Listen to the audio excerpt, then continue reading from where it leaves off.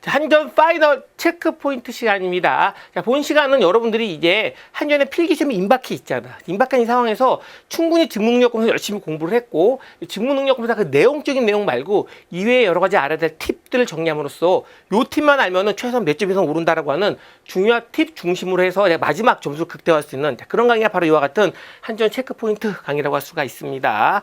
자, 일단 한전은 열이죠. 이번에 알다시피 직무능력 검사 관련된 문항수와 시간이, 한전은 기본적인 이와 같은 세 개의 영역이 공통 영역이 있죠. 그래서 모든 직군에 상관없이 출제되고 있는 의사소통, 수리, 문제해결의 공통 영역이 있고, 선택 영역이 총 4개 영역이 있죠. 그래서 이 4개 영역 중에서 각 직군별로 2개의 영역을 선택하는 구조입니다. 그래서 예를 들어서 내가 사무를 지원했다고, 사무는 정보통신과 자원관리 2가지만 보는 거죠. 그런 것처럼 해당되는 영역 중에 2가지를 선택해서 내가 시험 본다라고 할 수가 있는데, 그런데 해당되는 각각의 만점은 다 20점 만점이야. 그렇기 때문에 얘도 20점 만점, 얘도 20점 만점, 얘도 20점 만점. 나머지 4개 선택 파트 중에서 2개 파트, 직군별 2개 파트가 선택되기 때문에 걔도 20, 20해서 총점은 100점 만점이 되겠죠. 벤치마킹 계산을 하는 것이고, 그 다음에 모든 문항수는 각 영역별로 10문항씩 나옵니다. 각각 10문항. 그래서 공통 영역이 10해서 총 30문항. 그 다음에 개별적인 파트도 2개 파트 선택이 되기 때문에 2개 파트가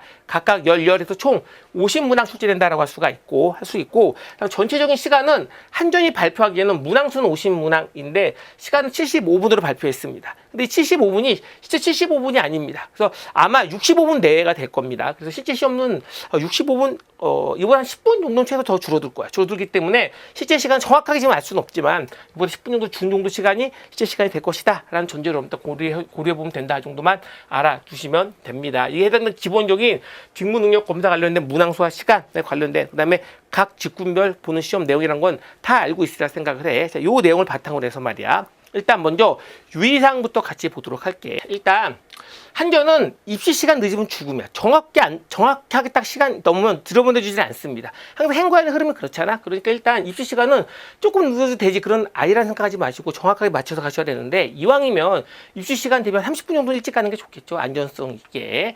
자, 그 다음엔 수험표랑 신분증은 필참하라고 나와 있어, 유의사항에. 그런데 실제 필참해야겠죠. 해야 되고, 참고로 해당되는 수험표가 없을 때는 확인하는 전체가 있습니다. 근데 되게 번거롭고 시간 낭비가 돼. 그러니까 가능하면 필참하라고 그랬기 때문에 반드시 꼭 필참해서 가야겠다라는 전제라는 게 중요하고, 자, 그 다음에 개인용 필기구 관련된 부분은 말이야.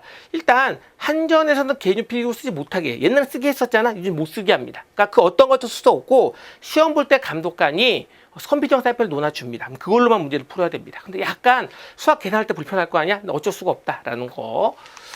근데 진짜 중요한 건 뭐냐면 수정 테이프는 가져갈 수 있게 해주는데, 수정 테이프를 반드시 필참을 해야 됩니다. 실제 시험장에 들어가게 되면은 내가 뭔가 수정할 게 있어. 근데 수정 테이프를 안 가져갔어. 그래도 손을 들면 감독관이 와서 수정을 해줘. 생각해 보십시오. 손 들고 수정해주고 시간 낭비가 너무나 크잖아. 너무나 크기 때문에 여러분 기본적으로 꼭 수정 테이프는 반드시 꼭 챙겨가서 가겠다라는 전제를 해주시면 되는데, 참고로 수정 테이프를 갖고 오라 했더니 수정 액을 가져가시는 분들이 있거든요. 수정 액으로 하게 되면 가끔 들말로 붙을 때도 있어. 그러니까 수정 액 하지 마시고 수정 테이프 가져가는 게 좋다라는 거. 자, 그 다음에 시계를 가져갈 수 있냐라고 하면 시계는 가져갈 수가 최근에는 없죠. 최근에는 시계를 가져갈 수가 없는 정도가 아니라, 그냥 옛날에는 전자시계만 가져가지 못하겠지만 요즘은 아날로그 시계, 바늘 시계도 가져가지 못하게. 그러니까 어떤 시계도 가져가지를 않아. 그리고 예전에는 말이야, 시간을 그래서 알려줬습니다. 방송에서 알려줬어. 몇 분 남았는지 알려줬지만 최근에는 해당된 부분은 물론 시간을 알려주기도 해. 그래서 그걸 확인할 수가 있어. 그렇지만 기본적으로 이번서부터는 시간을 확인하기 위해서 각 고사장당 시계를 2개를 배치시킨다고 합니다. 그래서 그 시계, 고사장에 배치된 시계를 보는 형태로 여러분 볼 수 있다는 걸 알 수가 있는데, 예전에는 고사장에 있는 시계도 A4지로 가렸잖아. 가렸었거든. 근데 지금은 가리지 않고 하나가 아닌 2개 정도를 딱 볼 수 있는 위치로 보여준다고 하니까 일단 그 시계를 보는 게 맞겠다라는 거지. 그 다음에 참고로 방송 진행을 하거든, 한전은. 그러니까 방송 진행할 때 방송 진행하는 자가 5분 남았어요, 몇 분 남았어요 또 알려주기도 합니다. 그걸 이용해도 된다라는 거. 2가지로 시간을 체크해서 풀면 되겠다라는 정도 알아두시면 돼. 자, 그렇다면 진짜 중요한 엑기스를 한번 정리해 볼게. 사실은 지금 나온 이 엑기스 관련된 부분이 내가 혼자 한전 직무능력 검사를 며칠 공부하는 거 못지않게 훨씬 더 중요한 내용이 이 엑기스라고 할 수가 있어. 그러니까 엑기스만 잘 알아도 몇 개 이상 더 맞을 수 있는 효과를 낼 수 있으니까 엑기스는 특히나 잘 유념해서 알고 있어야 된다는 전제로 보시면 되는데, 첫 번째는 뭐냐면 이거야. 자, 뭐냐면 부정행위 말이야. 부정행위, 몰래 하는 부정행위가 꽤 많이 있다라고 하거든요. 가장 대표적인 부정행위가 뭘 것 같아? 내가 문제를 풀다가 시간 끝났어. 근데 마킹을 다 못해서 마킹을 하는 형태, 제일 대표적이고 제일 많이 있는 형태입니다. 근데 그 다음에 시험지 놓아줬는데 아직 시작 종을 치지 않았는데 시험 살짝 들춰서 아는 내용, 보는 내용도 마찬가지로 부정행위인 거죠. 부정행위가 일반적으로 내 옆에 늘 컨닝해서 보는 경우는 거의 없어. 근데 취업 때 보는 지문능력 검사의 부정행위는 일반적으로 제일 많이 나오는 것이 시간을 정확하게 지키지 않는 것. 풀진 시간이 아직 안 됐는데 미리 풀어보거나 문제를 보거나 끝났는데 마킹하고 나는 게 일반적으로 제일 많이 있거든. 근데 예전에는 말이죠. 시험 볼 때 뭔가 부정행위가 있으면 또 나가 그랬거든요. 근데 요즘은 또 나가 그러지 않습니다. 요즘 어떻게 하죠? 조용히 체크합니다. 그럼 떨어지는 거야, 떨어지는 거. 그러니까 내가 체크됐는지도 알 수가 없어. 그러니까 기본적으로 여러분이 하고 있는 직무 능력 검사는 수능과 마찬가지로 중요한 공공적인 시험에 생각을 해야 됩니다. 그러니까 절대 그 해당되는 감독관이 알려준 룰에서 벗어난 일은 그 어떠한 일을 하면 안 된다. 왜? 감독관이 다 적는다라는 전제 생각해 둘 필요가 있어. 그 다음에 문제 오류가 있냐라고 많이 물어보는, 종종 시험 보면 애들이 문제 오류라고 얘기하는 경우도 많이 있습니다. 시험 보면 도중에도. 근데 실제 시험에는 종종 문제 오류가 나와. 이번에 참고로 대기업 중에 L기업 있잖아요. L기업. 말 안 해도 알죠. 뭐 사랑해요. 그 있잖아. 그 기업 같은 경우가 실제 시험 보는데 그냥 오류가 한두 문제 나온 게 아니라 대폭 영역별로 그냥 통으로 그냥 오류가 나왔습니다. 난리가 났지. 그렇게 오류가 꽤 자주 있다라는 거야. 근데 내가 말하고 싶은 건 뭐냐면 하다못해 수능처럼 100몇십 명이 출제를 들어가가지고 검수를 해도 오류가 있는데 보통 이런 기업에 있는 취업용 문제를 출제하시는 연구기관들은 행과연이 딜 크거든. 딜 커도 20명 남짓밖에 되진 않아. 그러니까 출제율이 이렇게 많지 있지가 않아. 그러니까 오류가 있는 것도 어떻게 보면 당연할 수도 있지만 중요한 건 뭐냐. 오류가 있다 생각이 들었을 때, 문제가 이상했어, 오타가 있어 그랬었을 때 손 들고 감독관한테 얘기하지 마십시오. 오류가 있는 것 같은데 뭐예요? 물어보지 말라는 거야. 왜? 일단 여러분 시간이 낭비가 돼. 두 번째는 뭐냐면 내가 이제 문제 풀다가 선생님 손 들고 선생님 11번이 좀 이상해요 라고 하잖아. 그럼 교실에 내가 갑자기 문제 풀다가 다 11번 봅니다. 다 망하는 거야. 그러지 마시고 그냥 문제가 오류 있을 것 같으면 그냥 스킵을 하십시오. 넘어가면 돼. 왜 그러냐?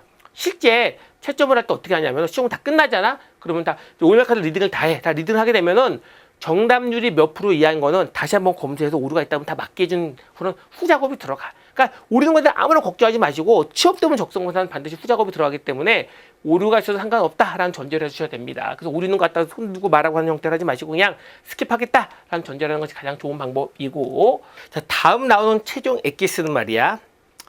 모르는 문제를 찍을까요? 라고 물어보는 겁니다. 자, 뭘 말하고 싶으냐면 적성검사 이론적으로 말이야 오답 감점이라는 게 있어. 그건 뭐냐? 맞았을 땐 플러스 해주죠. 근데 찍어서 틀리면 오답 마이너스를 하는 겁니다. 그랬는데 마킹하지 않고 공란으로 줬을 때는 영어로 채점하는 걸 오답 감점이라고 얘기해. 그렇다면 오답 감점이 있다고 한다고 하면 모르는 문제 찍으면 오히려 마이너스가 될 수 있잖아. 그러니까 오히려 안 좋을 수가 있죠. 반대로 말했을 때 뭐냐? 오답 감점이 없다. 그럼 무조건 찍어야 되겠죠. 그렇죠. 그런데 일단 한전은 오답 감점이 있냐 없냐 물어보게 되면은 한전은 오답 감점이 있습니다. 그렇기 때문에 모르는 문제 함부로 찍어선 안 된다라고 하는 거야. 자, 그런데 요거를 참고로 알아두시면 좋습니다. 뭐냐면 오답 감점이 있었을 땐 말이야 무조건 찍지 않는 게 아니라 전략적으로 접근하는 게 중요합니다. 자, 뭐가 전략적인 접근 방법이냐 그런다면 선택지가 총 5가지가 있잖아. 5개가 있어. 1, 2, 3, 4, 5가 있어. 그러면 이제 한전 같은 경우에는 물론 전혀 모르면 찍으면 안 돼. 그런데 5개 중에 해당되는 5번 확실히 정답이 아니에요. 정답이 넷 중에 하나예요. 이래서 찍으면 안 됩니다. 이러면 찍으면 안 되는데 뭐부터 찍어야 되냐면 5개 중에 2개 확실히 정답이 아니고요. 셋 중에 하나예요. 아니면 3개가 확실히 정답이 아니고 둘 중에 하나예요. 그 경우에는 반드시 찍어야 됩니다. 그러니까 해당되는 경우 뭐냐면 해당 선택지 중에서 말이야 지울 수 있는 게 최소한 2개 정도까지는 있다 그랬을 때는 찍는 게 유리한 것이 한전에 나와 있는 오답 감점의 전략적인 접근 방법이라고 하는 거야. 즉 오답 감점이 있다 해서 무조건 안 찍는 것도 또한 현명하지 않다. 이 방법을 하는 것이 가장 좋다라는 전제로 접근하도록 하시고, 자, 그 다음에 문제를 순서대로 풀어야 되나 이런 질문을 많이 합니다. 실제 한전에는 말이야 그 유의사항에 이런 내용이 있습니다. 어떤 내용이 있냐면 문제를 순서대로 풀지 않았을 땐 불이익을 받을 수 있습니다. 투에 해당되는 유의사항 내용이 있어. 그러니까 순서대로 풀지 않으면 불이익을 받을 수 있다고 합니다. 그러면 실제 순서대로 풀지 않으면 불이익을 받을 수 있냐라고 물어보면 실제 시점할 때에도 불이익을 받습니다. 그러면 그 해당되는 한전에서는 내가 문제를 순서대로 푸는지 알 수 있냐 없냐 그러면은 순서대로 푸는지는 알 수가 없어. 무슨 말이 하는 거야? 순서대로 푸는 걸 알 수가 없는데 순서대로 풀지 않은 불이익을 준다. 이게 뭐가 되냐라고 한다면 어떤 형태의 흐름이냐면 기본적으로 한전은 해당되는 이 내용을 집어넣는 이유는 뭐냐면 한전의 출제 방식은 지금의 문제라는 직무능력검사 출제 방식은 5경역을 섞어놓은 방식이라고 할 수가 있어. 의사소통 나왔다가 문제 해결 나왔다가 또 의사소통 나왔다 그런 것처럼 5경역이 막 섞여서 나오잖아. 그래서 섞여서 나왔고 문제 시간도 통으로 줍니다. 그러니까 섞여서 나오고 통으로 주는 한전의 방식 관련된 분 같은 경우에는 말이야. 예를 들어서 나 같은 경우가 자료 해석이 약해. 그러면은 내가 자료 해석만 의도적으로 그냥 스킵하고 내가 잘 푸시는 문항만 다 풀어서 푸는 문항수를 최대한 늘리면 좋은 요소가 나올 수가 있다라는 거야. 그러니까 그런 학생을 방지하기 위해서 문제를 스킵하다 풀지 못하게 하기 위해서 문제를 순서대로 풀지 않았을 때 불이익을 받을 수 있습니다라고 하는 그런 유의사항이 들어가 있다라는 거죠. 그래서 뭘 말하고 싶으냐? 그렇지만 내가 순서대로 푸는지 안 푸는지 알 수 없기 때문에 실전 때는 이렇게 하는 게 가장 좋다라는 거야. 예를 들어서 방금 말한 내가 자료 해석이 제일 약해 그랬을 때는 말이죠. 문제를 해당된 문제 풀다가 자료 해석 문제 나오면 과감히 스킵을 하는데 단 그 자료 해석 문제가 자료표가 작다라든지 아니면 그 자료 해석이 계산하지 않고 그 자료를 보고 일치 불일치 정도 물어보는 그 정도 수준, 그러니까 내가 풀 수 있는 정도 난이도 문제 수준이다라고 했을 때는 그런 문제만 풀고 시간이 오래 걸릴 것 같은 문제만 스킵하라고 하는 거야. 그래서 꽈락만 넘긴 형태의 성으로 접근하는 것. 그것이 바로 한전에 문제를 순서대로 풀어야 된다라고 하는 그 유의사항에 대비하는 중요한 대비 방법이다라는 거 알아두시면 돼. 또 하나, 학생들이 이런 얘기를 많이 합니다. 자기들끼리 카페 같은 데 가게 되면 거의 대부분 학생들이 연속 문제를 맞으면 플러스 있다. 해당되는 문제를 순서대로 풀어야 된다는 유의사항 때문에 연속 문제를 맞으면 플러스가 있다라는 얘기를 많이 합니다. 근데 이건 다 헛소리죠. 말도 안 되는 겁니다.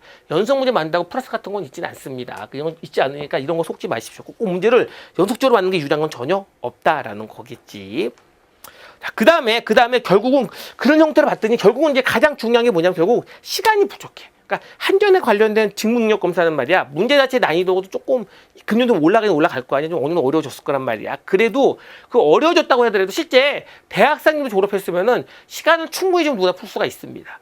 결국 한전의 직무능력 검사 점수가 낮게 나오는 가장 큰 이유는 누가 뭐래도 시간이 부족하기 때문에 그렇다고 하는 거야. 그럼 뭘 말하느냐? 내가 직무능력 검사에 고득점 받는 최고의 스킬은 시간 안배 스킬이라고 하는 거죠. 그러면 뭐가 시간 안배 스킬이냐라고 하는 겁니다. 자, 내가 지금부터 말하는 하나의 법칙만 여러분들이 지키면 시간 안배는 완벽하게 한 거나 다름이 없습니다. 자, 뭐냐? 어떤 규칙이냐? 어떤 법칙이냐? 바로 한전의 직무능력 문제를 풀 때는 최고의 시간 안배 스킬은 과감한 스킵이야. 그러니까 내가 문제를 풀다가 몰프 같은 걸 과감히 스킵한 있더라도 끝에까지 풀었어. 그럼 나는 시간 안배에 성공한 겁니다. 근데 앞에 푸느라고 끝에 못 봤어. 그러면 시간 안배 실패한 거야. 기본적으로 한전 문제 풀 때는 항상 과감한 스킵한 있더라도 끝에까지 풀겠다. 그 마인드가 최고로 중요한 마인드라고 잊지 않으셔야 됩니다. 실제 원리적으로도 어떻게 되어 있냐면 말이야. 한전 같은 문제 같은 경우에는 앞에 처음에 한두 문제나 두세 문제 쉬운 문제가 나와. 그 다음에는 쉽고 어려운 문제를 조차해서 출제하게 되어 있습니다. 그럼 뭘 의미하느냐? 끝에 부분에 내가 풀 수 있는 쉬운 문제가 있다라는 걸 뜻하는 거야.